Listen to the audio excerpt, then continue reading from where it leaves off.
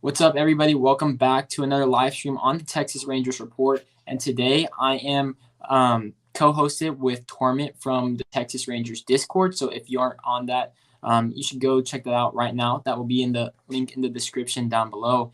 And we had shell shocker news today. Chris Woodward fired after basically 4 seasons as a full-time manager for the Texas Rangers. It might be a shocker for some of you. For me, not really. The only surprise was that they did it in the middle of the season. Tony Beasley will be the interim manager, but this will get us thinking. What type of manager will we be looking at going into next season? Will we be going after somebody that's experienced the playoffs, experienced the World Series, or are we going to go after another Chris Woodward type, maybe a first-year manager? What are your thoughts on the firing? Maybe some internal candidates, maybe some external candidates. So I mean, I'm not upset with the firing. I am a Chris Woodward guy. I think he's going to have success at another team, though. Okay. Uh, we never gave him a roster to compete with. Let's be honest. Yeah, it is tough to be a manager on a rebuilding club and see it all the way through. I mean, it just hardly ever happens. No, yeah, I don't. I think the only situation was the Astros, and I mean that was like a perfect rebuild. That doesn't always happen like that. No, they took what 10, 7, 8 years to rebuild that team. So we never gave him a shot. I don't think it had to do with how we were performing because at the end of the day, if you look at what we were doing in the win-loss record, we were actually going to move about 10, 11 games. So I think it was more the fact that it was a JD guy. And Chris Young's going to get who he wants in here. That probably is. I agree with that 100%. And I'm more on the side of like, I don't think Chris Woodward was a terrible manager, but do I think he was the guy that was going to bring us to like the promised land? I don't think he was that guy. So I'm not crying that he's fired, but I'm not like shocked either. One guy that I would be looking at is Mike Shildt, the former St. Louis Cardinals manager. During his tenure with the Cardinals, 4 seasons, he had the fourth highest winning percentage among active managers, and he reached the playoffs 3 seasons in a row. Yes, the Cardinals always have a decent team, but he was one win away from going to the World Series. So I do think the Rangers are going to make some more acquisitions going into the offseason, whether it be from maybe signing Carlos Rendon or some more trades. But I think he would be somebody that's still kind of young because I'm kind of skeptical about going after these older managers. I don't know if they have like the fire or the spark. But there's a guy like Dusty Baker who's still doing well with the Astros. So that's personally one guy I'm looking at. What type of manager are you looking at going into a year where we theoretically should be making the playoffs? That's 2023 is a year where John Daniels says we should be making the playoffs. My dream would be for Michael Young to come down and actually manage the team. However, I do not actually think he's going to step down. I don't think that's a realistic opportunity. I think he's happy with where he's at. He gets time with his family. So everybody that wants that to happen, I just don't see it happening. I would like somebody with more experience, I would say. I mean, you got a team with a bunch of young guys. Last thing I want is somebody young to come and try to manage this. As I said to you in a private message, I don't know if you saw it. Bruce Bochy is thinking about managing again. That is a person that I think has the experience to lead the team. I saw that and I looked up his name and like I know who he is, but like you search up somebody's name and then you see stuff on Google and the Angel, like so he's from like California. He'll probably go to like a team like the Angels. That's something that I'm worried about. Obviously, I'm not worried about him on the Angels, like not disrespecting him at all. I just for some reason I never feel like the Angels are a big threat. But that's why I only say worried is just because I feel like that guy could help us. He's won 3 World Series, one against us. Um, for him, I think he's like 69, somewhere up in that age. I Yeah, don't know if he's old. I don't So it know if happens he would quick. want to leave the California area to go all the way to Texas. That's just my thought, but you never I don't know. know if he manages. I don't know if he manages again. Only because like if he goes to the Angels, you're gonna lose probably Otani in a year, Yeah, and and then Mike Trout's always getting injured. you got Mike Trout. Yeah, Mike Trout's just. I mean, yeah, he's not healthy anymore. And I saw something that he's from San Diego, um, but he never actually what's the word? Whenever they fired Jay Tingler, he never interviewed for that job. So maybe it's just one of those things where, like Jason Witten retiring, like you retire, was it a year or two? You're like, okay, I miss it. I want to come back. But Yeah, I've heard Joe Madden's name be thrown around. Obviously, started off with the Rays, was innovative for the shift and everything like that, or even like platooning as well. Um, and then he won the World Series with the Chicago Cubs. Although he literally just got fired from the Angels, and for as talented as the Angels roster is, granted they have injuries, I just don't know if he has the fire anymore. Um, Granted, if he goes to a different team, maybe what's the word? Change of scenery guy, but he's just not somebody that's super high on my list. yeah. Joe Madden's not. He's not gonna be high on my list either. I think From you need the perfect roster for Joe Madden to go there and actually coach well. I mean, you got to think about it. He had them early Rays in the early 2000, like late 2000, early 2010s, around that area. Then he goes and has the perfect team with the Chicago Cubs. Yeah, from Samuel Sandite, Ron Washington. See, I want Ron to come back, but you're looking at the same age as Bruce Bochy, maybe even older. I don't know Yeah, his age exactly. and I wonder, like, I'm not one to judge, but I wonder, like, how well the older managers are adjusting to the newer age with the statistics slash analytics. Um, Obviously, Ron Washington did just win his World Series with the Atlanta Braves. Yep. So he's still been in the game, but I just like a guy like Tony La Russa. He's still managing. He had a decent season last year with the White Sox, but to your credit, like had a perfect team last year, and this year they're falling apart. I saw Tony La Russa falling asleep in the dugout. Doesn't mean Ron Washington would or Bruce Bochy would, but it's just I have those concerns with the older guys. From Samuel Sandite, all they need is 2 starters and like 1 or 2 decent hitters, and they're back to contention. I mean, theoretically, possible. I think so. Um, Not everything goes as planned, but if you think about it, like maybe we sign Carlos Rendon, that would be an ace. Obviously, there's health concerns, and then maybe you trade for Zach Galen. So I don't know. That's going to be a hefty price. I'd almost want to trade. If we're going to trade for a hefty price, I would almost want to trade for somebody like Pablo Lopez. Lopez. You think that'd be a little cheaper since he has less team control? I think so. I think he would be a little more less expensive. Plus, you got to remember, there's probably a good shot, even though I don't really want him. They're probably more than likely going to go after Kershaw again. Perhaps. Although his injury concerns probably will push the Dodgers away this year, going into next year, and it'll probably leave his hometown team as the only team going for him.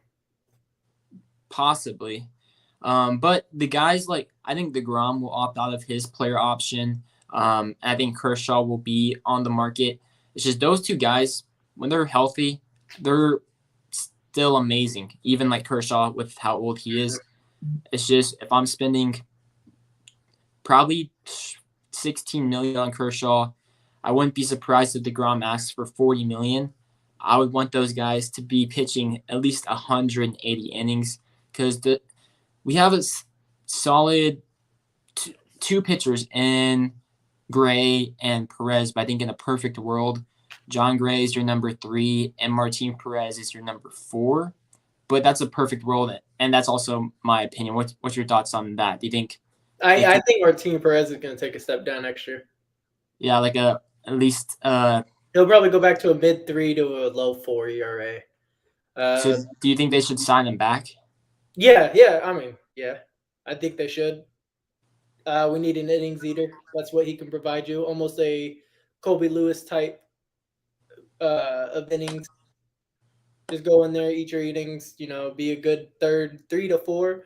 I'm okay with John Gray being a 2. If he could stay in a healthy, stay healthy with the Rangers, he's shown that he can be very great at what he does. And yeah, he brought his ERA from a 5 to a low 3 before getting obviously what he's leaked. Right now. Yeah, that's true. It's just for me going against teams like the Astros. It seems like they have studs all up and down the rotation. So that's building for 7 to 8 years. Yeah. I think another person that we're gonna see go that I hope is gone is Doug Brocail, or not Doug Brocail, Doug Mathis, the pitching coach. Yeah. You think so? Even after turning around like Kyle Gibson and Perez and all those guys? I just don't. Yeah, I think whoever gets brought in probably brings in their own coaches. That's true. I bet like Tony Beasley. He's turning around the older veterans that are willing to listen, but the younger guys that are coming up, he seems like he's not getting to at all. You're right. I feel like you're right. Like obviously like Otto has his moments. Spencer Howard only had like one good game. I wonder if it is just that veteran mindset. Like obviously Lynn and Meyer, like they've been decent, but like not anything amazing. So maybe they're like, okay, I want to get better. What can I do? Like I already signed this contract. What can I do to get better? Yeah. But that is true. The hitting staff or the entire coaches might be overhauled next year, depending on who we bring in. However, do you think there's a chance Tony Beasley stays as the manager? Because if he does, most likely Doug Mathis stays and Tim Hires and Donnie Eckert all stay as the coach. I think he stays as the third base coach. I don't know if Tony Beasley really has a desire to coach. You got to remember Tony Beasley isn't all the best in health either. And the last thing I think he would want to do is put a lot of stress on him. Yeah, I didn't think about that because I think usually like whenever you get a promotion, everybody's just like everybody's super excited. But it'll be interesting to see how the next month and a half play out. Maybe we go on a crazy win streak and maybe Beasley just loves it, because he was a minor league manager for the Washington Nationals and the Pittsburgh Pirates, if I have that correctly. And his win percentage was actually pretty good. So for a guy that's been in the organization for like 8 years and he has the experience, I'm kind of happy to let him get this opportunity. Doesn't mean it'll really amount to anything. But if he does stay as the third base coach, I'm all for that. Like I like the dude. I think he has a shot. I mean, I wouldn't hate it for him to stay as a coach. I think he's done his time here. I mean, he's been with us for a long time. If he gets really connects with these players, I could definitely see him staying. I could still see him switching his pitching coaches and hitting coaches around. Yeah. I feel like remember when the Rangers fired Jeff Bannister and the interim manager was Don Wakamatsu, if I have that correctly. Yeah, yep. And then they, I feel like they interviewed him just as a courtesy interview. They might do that with Tony Beasley, but we will see. From Sean McNally, I would like Boone. I bet he is gone if the Yanks don't win it at all. A high experienced guy who has tons of playoff experience. I don't think he's gone. Yeah, I don't know.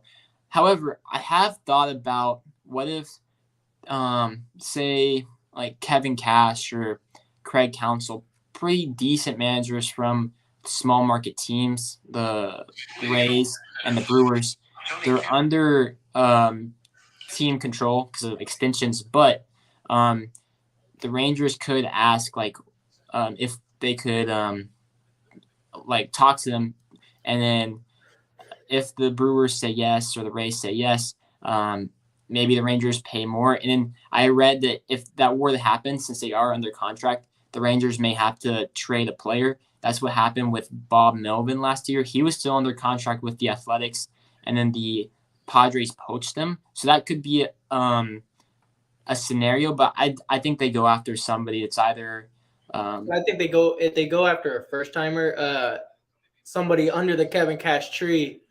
Perhaps I want to say, I forgot his name. I was actually looking up available people, and I've heard Matt Quattro. Yeah, his bench coach. Yeah, yes. I read that. Apparently, he has interviewed for manager jobs in the past. I also think a name that could be on the market, because obviously there might be another manager fired, and there's 4 interims right now: the Phillies, the Rangers, the Angels, and some other team. Is Joe Espada, the bench coach of the Houston Astros. So there has been success in the past with first-year managers. Will the Rangers go that route? I don't know. Obviously, I think, didn't Alex Cora win a World Series his first year? Or was it his second year? Might have been his first. I don't know. I'd have to go back and look that one up. I would be intrigued by a Brad Ausmus. I don't think he was necessarily bad in Detroit. I think he also had a declining team. Similar to Woodward, not dealt the best hand? Yeah, but I do think Brad Ausmus is a little bit better of a coach. From Samuel Patton, do you think we could steal Terry Francona away from Cleveland? I think if Cleveland don't make playoffs, he's gone. I think this might be his last year in the MLB, because do you remember, was it last year that he stopped coaching because of his health? So I don't know how much longer he has in the MLB. And he just seems like a guy, if he were to stay in baseball, I think he would just stay in Cleveland. What do you think about Terry? I just don't think I think he's fired and done. Oh, fired? I don't even think he gets fired. I think he just retires. Perhaps.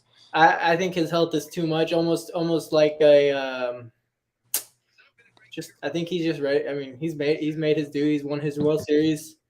I think he's probably done. I feel like he's a guy, like, if he wanted to stay one more year, like, okay, sure. It'll be Cleveland, yeah. I don't think he really leaves. From Samuel, Tyler Glasnow would be nice. They might get him on a discount.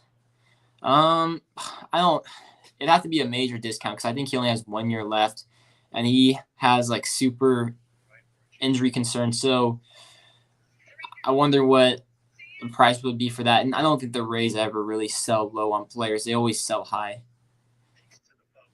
Yeah, I don't want Tyler Glasnow. Maybe if we would have been able to offer something for him a year or two ago. I think if, say, like the Rays are like, I want Spencer Howard for Glasnow, I'll be like, okay, sure, sign me up. Yeah, I'd take that deal as well.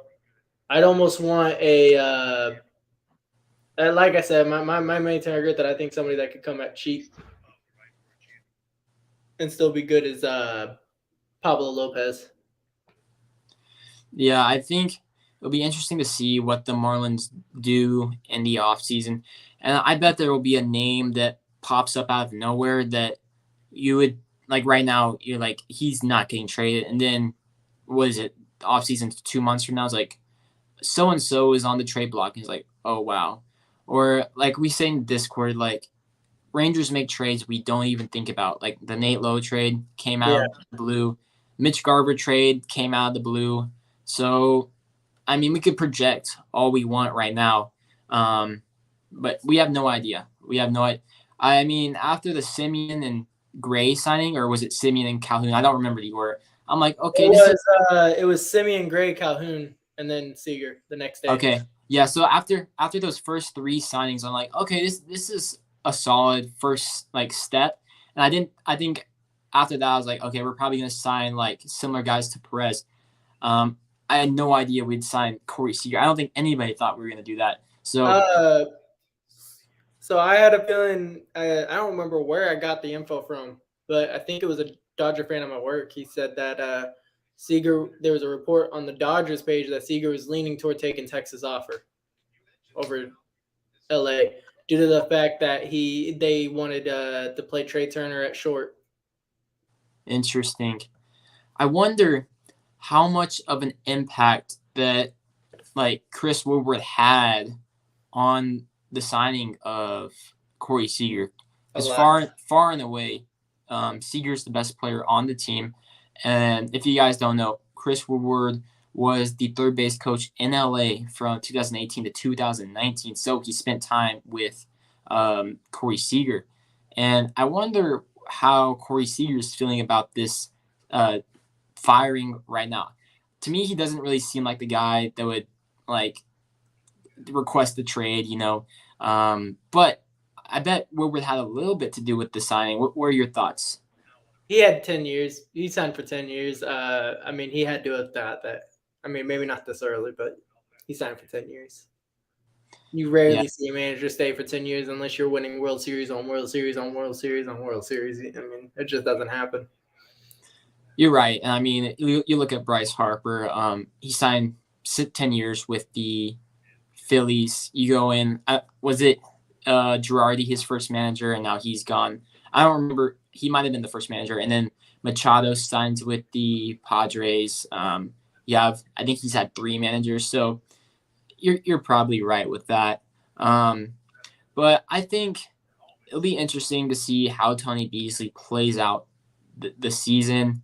I really don't think that he will stay as the manager. Probably just transitions back to third base coach, and it'll be interesting to see like what Chris Young does, because if you think about it now, I don't really trust John Daniels to make this decision, because you can't really blame Ron Washington for leaving, but he's gone through 2 managers in the span of 7 years. That's not the best. And so I want this to be Chris Young's pick. And he doesn't really have like any specific ties because he was working in MLB. Sure, he was playing he worked for the MLB. Sure, he played as a baseball player for a little bit, but I don't think he has like certain friendships or anything. I think he'll go for the best player available. So I think Chris Young might actually try to convince Michael Young to manage the club. Like I said, I don't know if Michael Young is willing to step down from where he is in the position of the organization. That would be interesting. And I know a lot of the fans are like, out of like the Rangers, they'd probably want like Ron Washington, Pudge, Beltre, or Michael Young. And out of those 4, I think Michael Young would be the coolest, or not the coolest, but like maybe the best. One, because he's been a player. I mean, so was Chris Woodward, but I don't feel like Woodward was ever a leader on the field. He was more of like that bench player. What's his name? Michael Young. Yeah. He was the biggest leader on the Texas Rangers. Those World Series runs. Obviously, there's other guys, but you pair him with a guy like Tony Beasley, maybe he could promote the bench coach. I think those guys are firing on all cylinders. That'd be something, but we will see. I could see Michael Young. I don't really think Pudge or Beltre. Especially Beltre. I don't think Beltre is really that ready to become coach. I feel like Beltre's one of those guys. Like he's made enough, and he's just good where he is. From Samuel Sandite, Noah Syndergaard should be a great reclamation project. Maybe. I'd like him as a 3, a 4, somewhere around there. I'd almost like him at the back end of the rotation with a John Gray, Martin Perez, Noah Syndergaard. Yeah. John Gray being the 2, Perez being the 3, and him being the 4. I'm just curious, like how much he actually wants, because he knows that he's had value in the past. And another question would be like his health, because obviously he hasn't been healthy. And I think there are like safer options on the free agent signing, because you could go after Jamison Taillon, who I think is a safer pick, but we will see. We will see, because obviously I think Noah Syndergaard fits that role of easy Rangers reclamation project. And I think Otto just got out of a 2-walk inning. So Otto getting lucky like he always does. Yeah, I think he walked 2 first hitters. I'm gonna double check that. I don't know if the first hitter singled or not. Yeah, so he walked first 2 hitters and then got a double play ground ball and a pop up to short. Yeah, Sean McNally said Glenn Otto 4-pitch walk. Yeah, to the first game. Fire Beasley has no idea what he's doing. Beasley's got a. Oh yeah, that was another thing. I saw people complaining about him still having Brad Miller in the lineup. His options are limited, guys. He can only do so much with the lineup. Yeah. I mean, I was one of those guys like complaining in the Discord, but it was kind of jokingly. Because like, are you gonna start Culberson, or are you gonna start Elier Hernandez? Or I guess you could start Mabers Veloria, who actually might be better, but not a lot of people start 2 catchers and then you risk an injury. Yeah, I'd only do that if Jonah Heim was DHing. Yeah, so I'm curious. I do think that there's going to be more call-ups coming soon. We'll see about Josh Young, because he's been raking. September. If he keeps smashing like he is, he'll come up in September. I mean, I think he's MLB ready. I think he's ready to take that starting third baseman job next year. Because if you think about it, a guy that was out 6 months and then he plays like 4 or 5 games and he has an OPS of 1,000, I think that's just natural hitting ability right there. He's a great hitter. I see him coming up. He's definitely the third baseman next year. I'm not like everybody else. I'm actually a big Lowe fan. Interesting. I actually like Nathaniel Lowe. I think he's having an unlucky year. He's been in his career an average first baseman defensively. This year it's just been bad. But he's also, I mean, behind Yulieski Gurriel. I don't know if anybody caught it on the YouTube game against the Astros.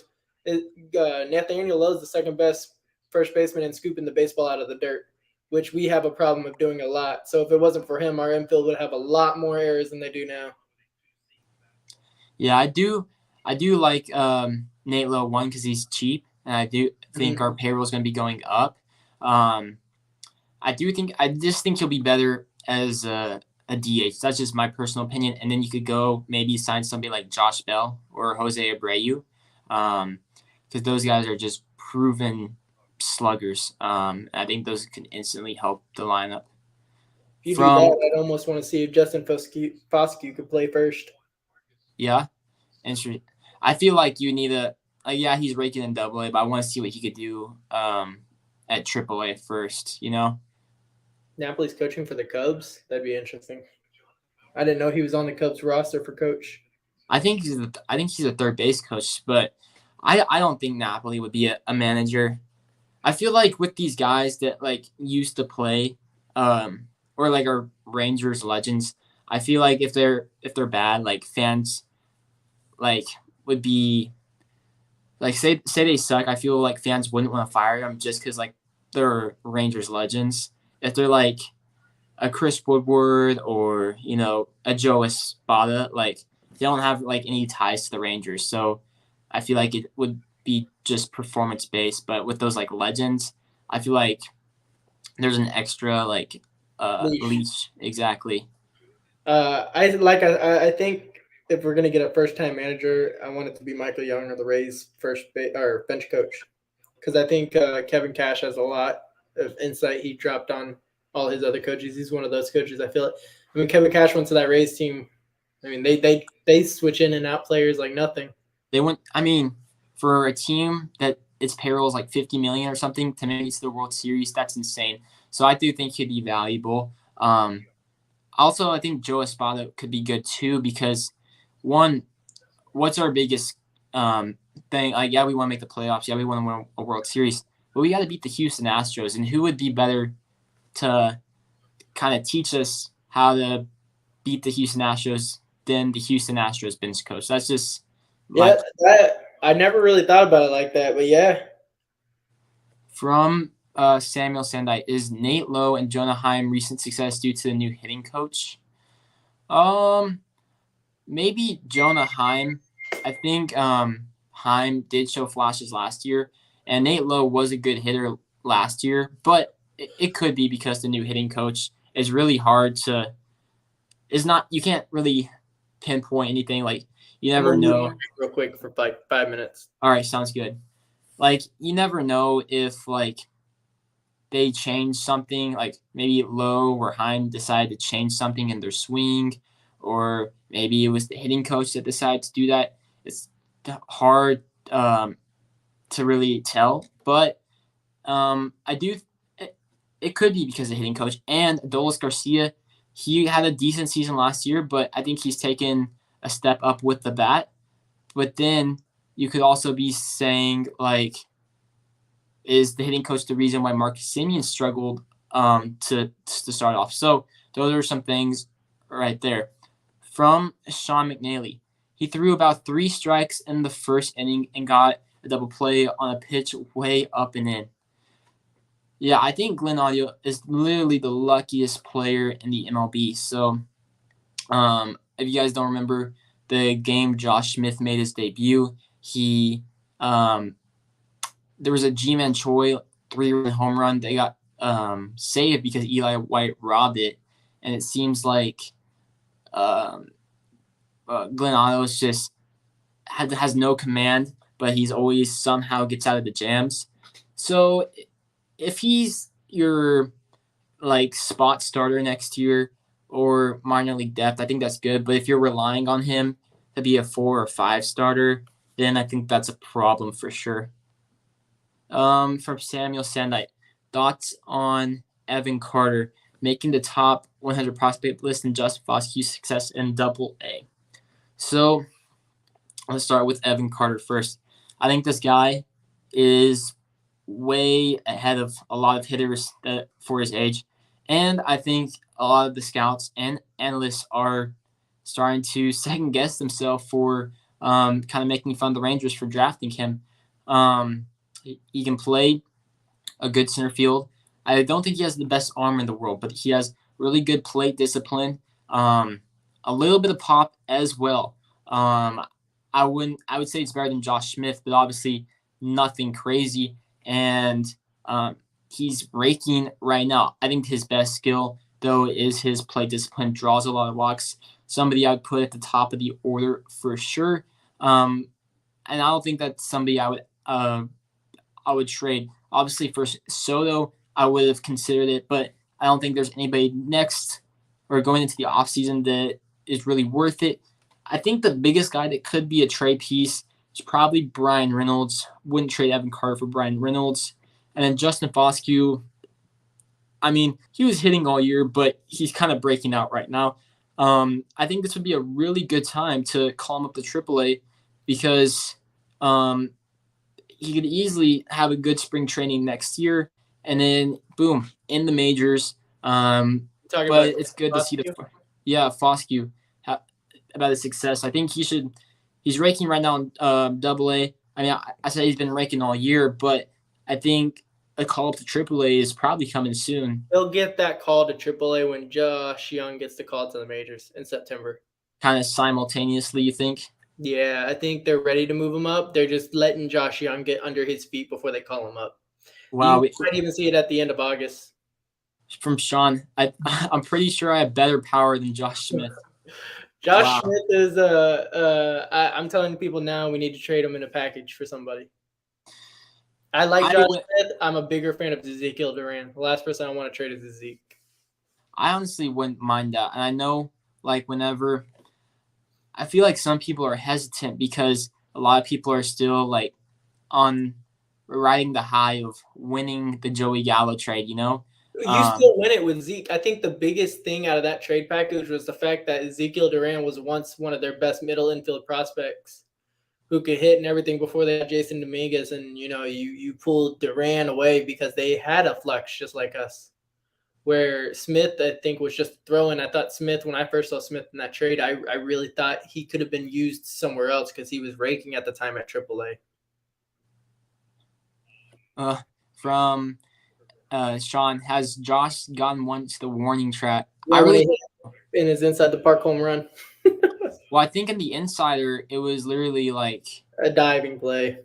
but it was maybe middle center field. I really don't know if it's been to the warning track, and it's not like he hasn't hit home runs before. Like I think in spring training, he showed some power, and in the minors he showed some power, and obviously the major is tougher, but he is this the highest his value will ever be? Possibly. I think right now, what's his name? Smith is kind of looking like Tony Kemp. A solid player, but I think everybody was thinking that Josh Smith was gonna be, I don't know, Brandon Crawford or something, and I don't know why people were thinking that, but a lot of people like to overhype prospects, and I think he's a good dude. But if we could trade him for Zach Gallen or Pablo Lopez, I'm all for that for sure. And Do you think an interesting theory? Because I honestly, I think people are just gonna have to ride out with Brad Miller and Charlie Culberson up. Maybe we'll probably DFA Charlie Culberson, but you're probably gonna have to deal with Miller, and I don't think Calhoun gets sent down or gets DFA'd either. So you're probably going to deal with those two on the team. I could see Josh Smith getting sent down for Josh Young. Perhaps. Although I feel like one of the veteran guys goes. I don't think it's Calhoun, like you said. I think he's been the better of the veterans. My interesting theory is that say you hold on to Brad Miller, because you don't have too many people to hit right-handed pitching, and then maybe you hold on to him, and then next year, because I think the payroll is going to go up, you have like a team like the Pirates take his contract, I think it's like $5 million for next year, and you throw in some low name prospect just so they can take up his salary. Because I do think that we're going to get to the point where $5 million doesn't sound like a lot right now, but in future years, it's like, oh shoot, $5 million is going to put us over the luxury tax. Well, I think it's only a 2-year deal, so I mean, if they just write it out the rest of this year and the rest of next year, they just don't bring them back. Possibly, but honestly, another thing is since Woody's gone, Woody was best friends with Culberson, and since he's gone, Culberson could be out the door, but it is invaluable for the younger guys to have these veterans on the team. Yeah. You're just gonna have to write it out this year. I mean, because theoretically, you could still call up Josh Young, DFA Colby Allard, and option Elier Hernandez. That's still an option right there. Colby Allard. Yeah. Oh, another walk. That's Otto's third walk of the game. From Samuel Sendai, Dustin Harris and Aaron Zavala are my top 100 candidates. Dustin Harris probably gets a call up to AAA. I think he's injured right now, if I'm being honest. I wouldn't mind 0 to 10 homers per year if he was batting 300 or something, but he's just not. That's why I'm saying send him down to AAA for the rest of the year. I mean, we did it to Zeke, and Zeke's came back up, and he's been a lot better. Also, I wonder, if you wanted to, send him down to build up his value, that's something they did with Sam Huff, and I'm wondering, are they gonna trade Sam Huff? Because with these guys, like Zeke was struggling in the majors, Josh Smith is struggling, but they kept them at the major leagues. And yes, I know that Heim's the starter, but you could have figured something out where Huff could have You put Huff DH. at DH. Yeah. Huff could be an everyday DH. Huff started hitting inconsistently once he stopped getting inconsistent time. Beforehand, when he came up, he was hitting just fine when he was getting consistent playing time. But I mean, you're playing the guy one game a week, and then he's sitting the bench and he's not even getting pinch hit in big spots. He's just sitting the. I mean, so it makes me wonder, like, could he be used in a big trade in the offseason? Possibly. A lot of teams may want a catcher, like the Guardians, the Twins. Hate to see that power go. The Red Sox. Although, yes, he's got that power, but can he tap into it consistently? That's the question. I think he can. I think he was showing at the time he was basically, before inconsistencies, he was basically a Joey Gallo, but hitting more singles and able to, he hadn't quite figured out the power, kind of like Josh Smith. He's shown power in the minors, but he hasn't quite gotten there. But I thought the power could have came had he had more consistent at-bats this year. I mean, this was definitely a team you could have thrown at-bats at him. Well, even like right now, I think, would it be worth it for Huff to DH over Brad Miller? I mean, I know that they want to see him out as a catcher, but it's worth considering, in my opinion. It's worth considering. What a great catch! It's worth considering. I think I don't know. Sam Huff's probably trade bait at this point. That's what I'm getting at. There's not a spot for him anymore. If he's not up at this point, like, wasn't there a time we needed two times we needed a righty bat? They called up Nick Solak, and then they called up Elier Hernandez. So I was thinking that was more for the outfield, though. True, but you need a. We don't. I mean, all of our outfield is not ready for the majors yet. Hence why Zeke Duran, Josh Smith, you see almost one of them playing left field a game. I don't think Zeke's played left field in the majors this year, but in the minors he's played in the outfield. I think he played third. Yeah, he played in the minors, and then Josh Smith has played left field.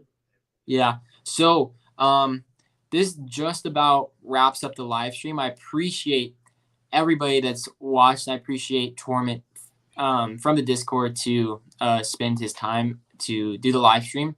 And just a quick wrap up. We went over Chris Woodward being fired, our thoughts on Chris Woodward, and possible replacements. My number one candidate was Mike Shildt from the former manager of the St. Louis Cardinals. Who was your number one candidate? It was Bruce Bochy, but now that I more look at it, I would like a Brad Ausmus. Brad Ausmus. All right, so a lot of interesting things to digest. Possible call-ups down the stretch, and just Rangers talk. So once again, I appreciate it. And if you like the video, please give it a thumbs up and subscribe. And I'll see you on the next one. Peace.